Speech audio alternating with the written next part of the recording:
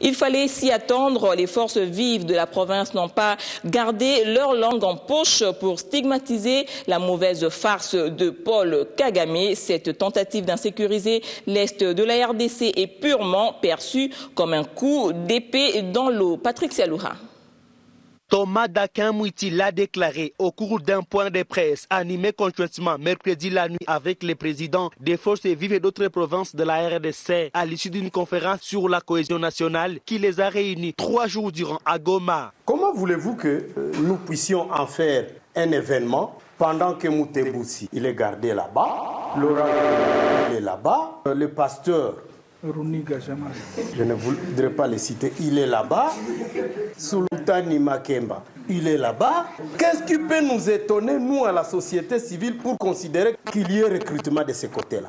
Donc, ce n'est pas un événement pour nous. Nous sommes informés, on est en train de suivre, mais nous pensons que tous ceux qui sont en train de tenter, voyons voir. De son côté, Mme Magui Kiala Bolenga, présidente de la coordination nationale de la société civile, a salué la signature de la déclaration de Nairobi, mettant fin théoriquement à la rébellion du M23. Cette déclaration pour nous, c'est une autre voie de sortie pour dire, ok, fini, terminé, même les négociations de Kampala, fini. Pourquoi? Parce que nous avions dit pas d'amnistie, pas d'intégration, on ne touche pas à l'intégrité de notre pays. Donc nous avions un peu notre ligne rouge que nous avions donnée avant même. Je crois bien que les gouvernements est resté dans cette ligne-là, la ligne rouge. Cette déclaration pour nous est le bienvenu parce que quand on a commencé quelque chose, il faut pouvoir le terminer et d'une manière administrative. Jean-Alexis Kassoassoa, président des forces vives du Kassai oriental, a pour sa part jeté des fleurs à la presse nord-kivusienne pour sa bravoure pendant toute la période de guerre du Rwanda contre la RDC à travers la rébellion du M23. Messieurs et dames de la presse, nous de la société civile, nous vous félicitons de l'accompagnement que vous avez assuré au statut de la société civile du Nord Kivu, car les cris des enfants, les cris des femmes de ce coin n'ont été entendus qu'à cause de votre travail. Vous avez sauvé le Congo, nous préférons qu'à travers vous, nous puissions aussi louer la bravoure de nos forces armées congolaises. C'est l'occasion pour nous de la société civile de la République de leur dire encore une fois merci. À Kinshasa, l'effondrement du M23 soulève des vagues, à l'instar de cette sanglante réplique de la majorité présidentielle à la coalition dite du vrai dialogue, accusée de minimiser les hauts faits d'armes des forces armées de la République démocratique du Congo. Le porte-parole de la majorité. La majorité présidentielle est surprise par l'interprétation démagogique et tendancieuse que certains partis regroupés au sein d'une certaine coalition pour le vrai dialogue, tentent de donner de la déclaration gouvernementale du 12 décembre 2013 signée à Nairobi. La démarche de cette frange démagogique de l'opposition ne vise en réalité qu'à amoindrir l'impact psychologique positif que la victoire de nos forces armées sur l'M23 vient d'imprimer dans l'esprit du peuple congolais. La majorité présidentielle exhorte le peuple congolais à demeurer confiant derrière Monsieur le Président de la République, chef de l'État, commandant suprême des FARDC et garant de l'unité nationale, son Excellence Joseph Kabila Kabange. La journée d'hier a aussi été marquée par un palais du peuple paré aux couleurs nuptiales. Plus de 700 couples militaires se sont unis devant Dieu en présence de l'épouse du commandant suprême. Après le mariage civil, l'heure était à la régularisation devant l'église des 720 couples de militaires des FARDC. La bénédiction nuptiale vient d'être organisée à l'enceinte du Palais du Peuple par l'Association des épouses des militaires et des policiers sur l'initiative et le patronage de la Première Dame de la République. Olive Lembe Kabila a présidé la cérémonie dans le but de stabiliser les familles congolaises. Maman de Azali, fondation, il y a foyer, il y a Libala. Maman de Azali, éducatrice, il y a Liboso, il y a Bana. Boete. Kassiyo maman, Ondimi, Olapi, Liboso, il y a l'État. bosalaki yango te lelo olapi liboso ya Nzambe. À l'exemple du couple major Joseph Maoumba, il fallait régulariser la situation pour se conformer aux normes de l'État congolais et de l'Église. Ce n'est pas n'importe qui à Kokokissa 22 ans, il y a mariage. 22 ans, il y a mariage. Alors, c'est Pelisaki, Kolandisana thème, alors Tomonaki que cette fois-ci, il faut tout ça, le renouvellement, bétonnage, pour le mariage, na biso tokokisi 22 ans de mariage. Alors il y a une raison et c'est Pelisa qui biso poto participer na oyo ba honorer biso lisusu mukolo ya lelo. Je suis très ravi. Je vois que vraiment Maman Olive, le première dame de notre pays, que voilà le Seigneur la touche souvent. Pourquoi? Parce que ce qu'il est en train de faire, c'est pour arranger la situation des familles de militaires. Ce n'est pas hasard. La famille, cellule de base de la nation congolaise, ne peut qu'engendrer des valeurs morales. L'exemple à suivre pour tous ceux qui restent encore dans l'anarchie conjugale. Et c'est sur ces entrefaites que le général Jean de Dieu Leko publie cet avis qui appelle les Congolais âgés de 18 à 35 ans et détenteurs d'un diplôme d'État désireux de servir sous les drapeaux dans la police de se présenter au commissariat provincial. Pour le marché d'emploi dans le civil, les candidats peuvent s'estimer heureux et confiants dans l'avenir, eu égard à la tenue de la première table ronde sur le partenariat public-privé qui s'est ouverte ici, hier à Kinshasa. L'initiative est de l'Office national de l'emploi. Comment fonctionner au mieux pour que les jeunes Congolais soient le premier bénéficiaire de l'emploi? Comment traquer le chômage et les sous-emplois et offrir à la jeunesse les perspectives de l'emploi décent? Ce sont là les questions sur lesquelles vont se pencher durant 2 jours les participants venus de toutes les provinces du pays et des pays africains à la première table ronde sur le fonctionnement des services privés des placements en RDC. Alors que l'ONEM a subi et continue à subir des pressions pour ne pas accepter ces derniers comme des partenaires, mais plutôt comme des concurrents, notre conviction personnelle a toujours été que les services privés de placement sont des partenaires auxiliaires du service public de l'emploi, de qui ils tirent toute la substance de leur existence. Leur fonctionnement devrait illustrer en réalité l'exemple parfait du partenariat public-privé par excellence. L'Office national de l'emploi, dont la mission principale est de promouvoir l'emploi et de réaliser la meilleure organisation de l'emploi en République démocratique du Congo, a définitivement fait le choix de le faire en partenariat avec des organismes publics et privés intéressés par l'emploi. Dans le but de donner un cadre juridique aux services privés des placements en RDC, le ministère de l'Emploi, Travail et de la Prévoyance sociale a signé l'arrêt numéro 12 du 12 septembre 2008 qui stipule ces services travaillent en étroite collaboration avec l'ONEM.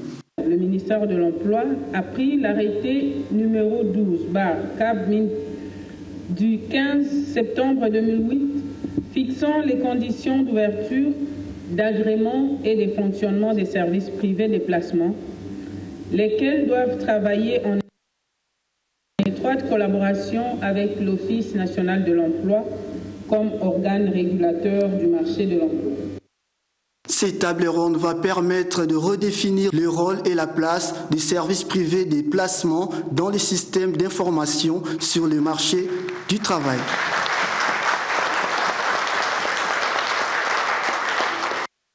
Quant aux futurs travailleurs encore sur le banc de l'école, ils vont s'accommoder de l'intégration des langues nationales dans le système éducatif congolais en vue de faciliter leur apprentissage dans la lecture et l'écriture aux degrés élémentaires de l'enseignement. L'USAID appuie le gouvernement dans cette voie. Toutou Kalonji.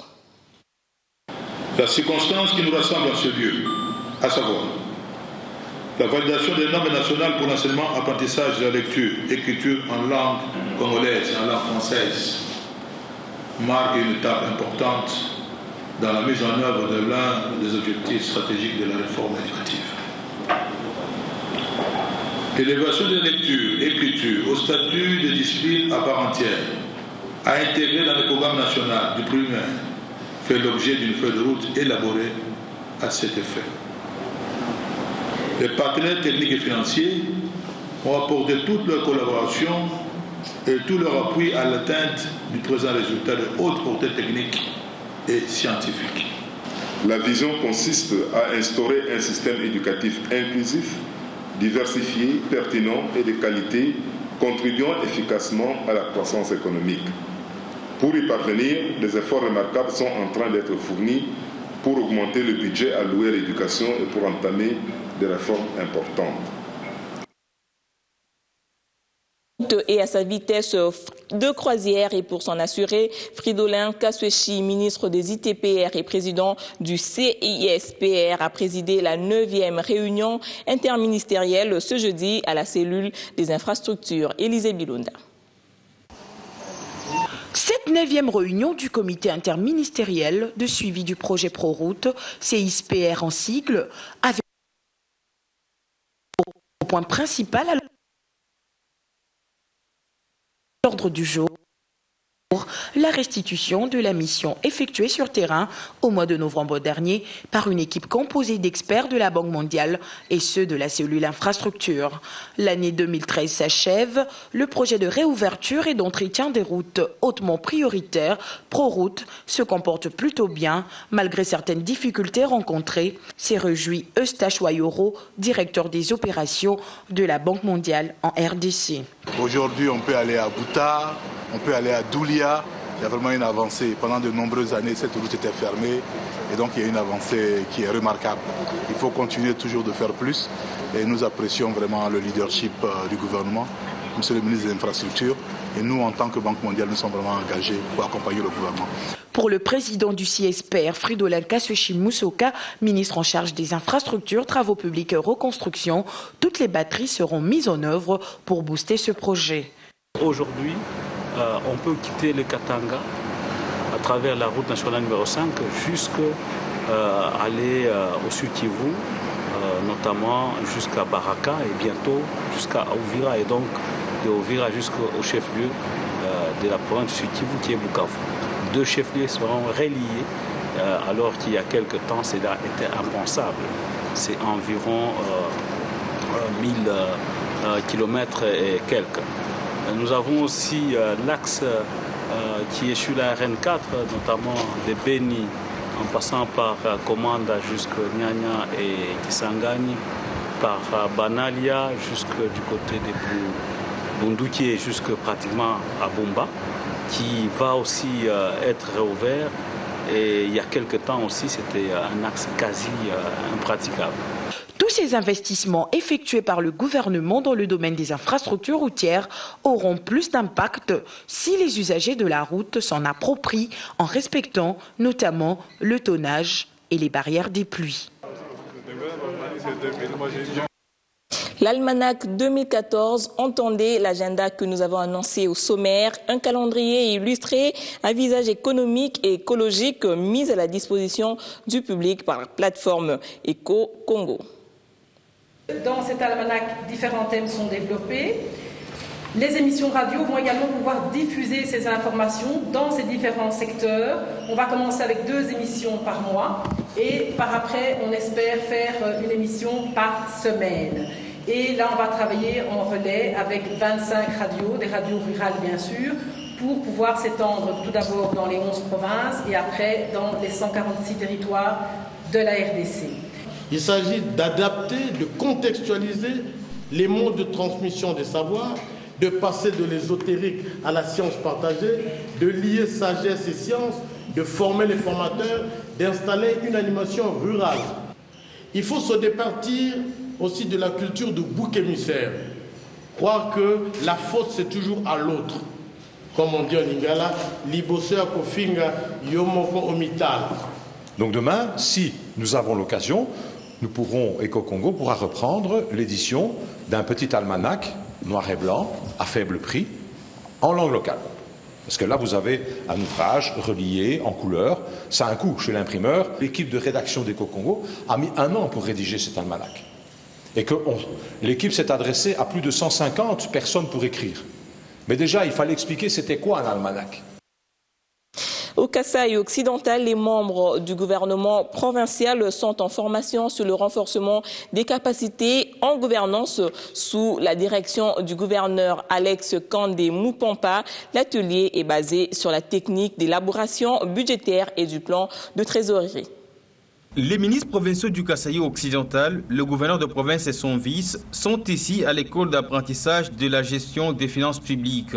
Cet atelier est organisé par le projet de renforcement des capacités en gouvernance PRCG. Sous la facilitation des membres du PRCG, tous les membres du gouvernement provincial, parce que gestionnaires des crédits, suivent ici des innovations introduites dans la gestion des finances publiques. Au même rendez-vous sont développées les notions sur l'élaboration du plan d'engagement des dépenses publiques. Le facilitateur de ces assises, membre du PRCG, en explique le sens. Le PRCG a organisé cet atelier en vue d'informer les membres du gouvernement sur la technique d'élaboration du plan d'engagement budgétaire et du plan de trésorerie.